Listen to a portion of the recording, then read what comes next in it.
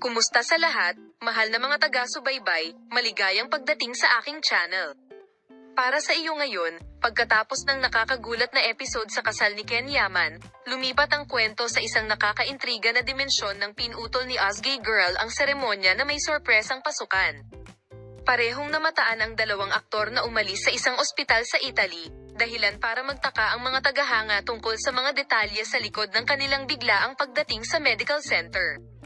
Sa mga larawang nakunan ng paparazzi, makikita sina Ken Yaman at Ozgay Girl na sabay na umalis sa ospital. Parehong mukhang seryoso at walang komento sa mga reporter na naroroon, na nag-angat ng hangin ng misteryo mula sa sitwasyon. Mataas ang mga espekulasyon sa social media at iniisip ng mga fans kung ano ang maaaring mangyari pagkatapos ng drama sa kasal. Ang katahimikan ng mga source na malapit sa mga manlalaro ay nag-ambag sa misteryong pumapalibot sa sitwasyon.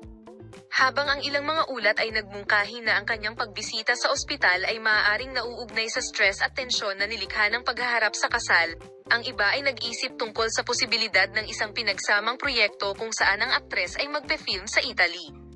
Ang kawalan ng katiyakan ay nagdulot ng pagtataka sa mga tagahanga at nagsimulang dumami ang mga hashtag sa social media. Naging uso sa social media ang punto kung saan nagkaroon ng malaking epekto sa social media sina Ken Yaman at Ozgay Girl HD. Libu-libong tagahanga ang nagbahagi ng mga teorya at nagpahayag ng pag-aalala para sa kanilang kalusugan gamit ang mga hashtag.